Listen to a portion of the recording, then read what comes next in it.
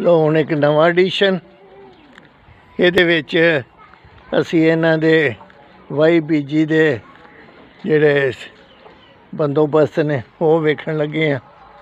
ਇਹ ਜੀ ਮਾਲ ਡੰਗਰ ਵਾਸਤੇ ਪੱਠੇ ਕੁਤਰਨ ਵਾਲਾ ਟੋਕਾ, ਤੇ ਇਹ ਹੱਥ ਨਾਲ ਨਹੀਂ ਚਲਾਉਣਾ ਪੈਂਦਾ ਬਲਕਿ ਨਾਲ ਮੋਟਰ ਲਾਈ ਹੈ।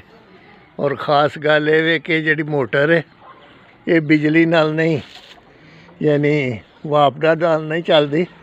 ਇਹਨਾਂ ਨੇ ਆਪਣਾ ਸੋਲਰ ਸਿਸਟਮ ਲਾਏ ਹੈ, ਉੱਤੇ ਥੋੜ੍ਹਾ ਜਿਹਾ ਤੁਹਾਨੂੰ ਨਜ਼ਰ ਆਏਗਾ।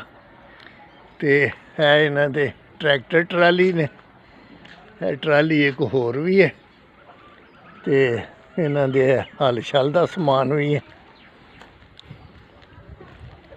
ਹੈ ਤੁਸੀਂ ਦੇਖ ਰਹੇ ਹੋ ਹਲ ਨੇ। ਇਹ ਕੁਛ ਉਹ ਅੱਗੇ ਹਲ ਨੇ, ਉਹ ਵੇਖੋ। ਤੇ ਹੈ ਇਹਨਾਂ ਦਾ ਇੱਕ ਹੋਰ ਟਰੈਕਟਰ, ਉਹ ਵੀ ਇੱਥੇ ਖਲੋਤਾ ਹੈ। ਇਹਨਾਂ ਨੇ ਵਾਹਵਾ ਸਾਰੀ ਜ਼ਮੀਨ ਹੈ, ਕੋਈ 2-2.5 ਮੁਰੱਬੇ, ਜਿਹਦੇ ਵਿੱਚ ਸਾਰੇ ਘਰ ਦੇ ਜੀ ਜਿਹੜੇ ਨੇ ਉਹ ਚੰਗੇ ਮਸਰੂਫ ਹੁੰਦੇ ਨੇ। ਸਾਰਾ ਟਿਊਬਵੈਲ ਦਾ ਸਿਸਟਮ ਹਾਂ ਲਓ ਇਹ ਜੇ ਵੇਖਣ ਵਾਲੀ ਗੱਲ ਇਧਰੋਂ ਬਣਾਓ। ਇਹ ਜਿਹੜਾ ਸਿਲਸਿਲਾ ਜੇ ਨਾ, ਇਹ ਸ਼ਹਿਰ ਤੋਂ ਵੀ ਅੱਗੇ ਕੰਮ ਟੁਰ ਗਿਆ। ਇਹਨਾਂ ਨੇ ਤੁਸੀਂ ਬੋਲੇ ਸੋਲਰ ਸਿਸਟਮ ਰੱਖੇ ਹੈ, ਔਰ ਇਹ ਸਾਰਾ ਨਿਜ਼ਾਮ ਜਿਹੜਾ ਇਹਨਾਂ ਨੇ ਆਪਣਾ ਹੀ ਰੱਖੇ ਹੈ। ਇੱਥੇ ਟਿਊਬਵੈਲ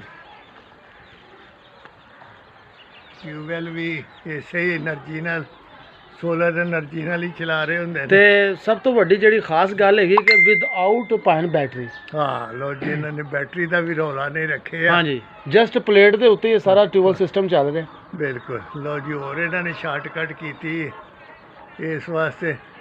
ਤੇ ਜੇ ਤੁਹਾਡਾ ਦਾ ਲੱਗੇ ਤੇ ਉਹ ਨਿਓਲਾ ਵੀ ਵੇਖ ਲਓ।